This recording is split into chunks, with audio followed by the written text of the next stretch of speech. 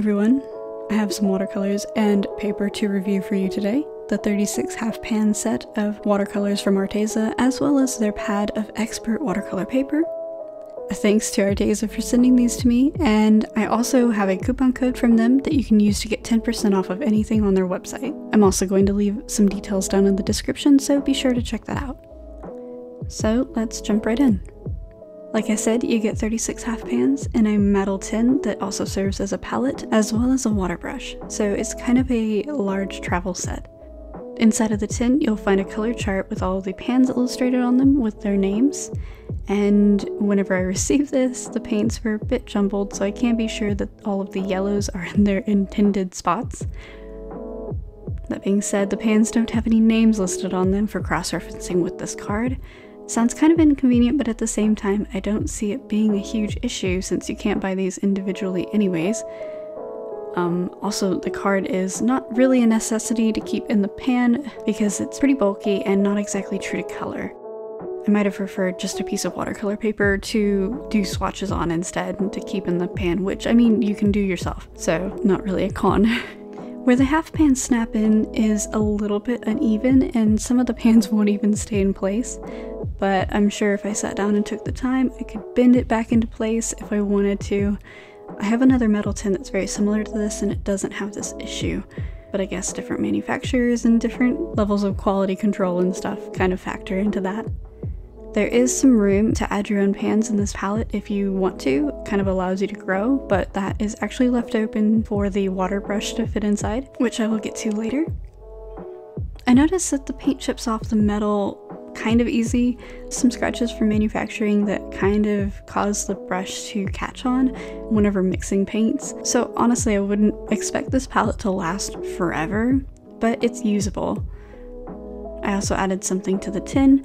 This is something that I've done to other palettes as well. I took the pan holder out of the center and added a paper towel to the bottom of that just to reduce on the amount of jostling and noise that this thing makes whenever it's closed.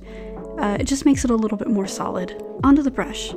It's of a similar design as the Kuretake brushes, with a long barrel that's kind of thin and a cap with a clip. The brush was decent, and I solely use this brush while painting with these and found it comfortable since I use water brushes quite often. My only con for this brush is that the tip doesn't come to the finest point, but it doesn't leak out the barrel, it doesn't have any loose bristles, so I say it's pretty good. I'll get to the paint soon, but next I wanted to mention the paper that they sent me as well. This is the Expert 100% Cotton 300 GSM acid-free watercolor paper. 14 sheets is pretty standard for the amount you get in a pad of 100% cotton paper, but these are marketed as double-sided. I don't see myself using both sides unless it were in a spiral or bound book, but it's nice to know that the texture is on both sides. The paper is a bright white and has a thick tooth to it. It's quite similar to Arch's paper, honestly, in feel and texture. I cut it in half to test it out today, which I would probably do anyways since I work smaller, so I'm going to try to get as much longevity out of this pad as possible. So I didn't want to waste any of the paper to use for swatching on, so that kind of left me surprised at how the paints would lie on it, but I will talk more about that later. When I swatched the paints on some Kanzen paper, I compared them to the tube paints by Arteza that I just reviewed a few weeks ago and found them to be pretty different. I didn't have the same range of colors, but judging by how the tube paints cracked whenever they dried, led me to believe that the paints that filled these pans were of a different formula. They're a little bit less saturated and possibly using a different kind of binder. Still, I prefer the half pans purely because I prefer to have all of my paint stored in palettes. The color selection of these paints is pretty wide given that there is 36 colors, but I'm not exactly sure I enjoy having so many yellows, and some of them are pretty similar. I only really see one purple, even though the chart said that there is a violet as well as a lavender, so I can't really say I love the color selection, but I'm pretty picky. I do have a couple of favorites in here though, which I will base my painting off of today. Speaking of the painting, I worked pretty neatly and did layer a few spots and scrubbed at others, but I never found the paper to fluff or tear, so I was pleasantly surprised by it. It was really sturdy and kept its texture even with the heaviest of washes, which I do towards the end, so I can say I was pleasantly surprised by it. The two colors that I use the majority of the time in this are the deep red and indigo. I find myself pairing these quite often lately, and I'm very happy with how these act here. The indigo has the slightest bit of granulation if you let it flow on its own, but it's super easy to control if you don't want it to.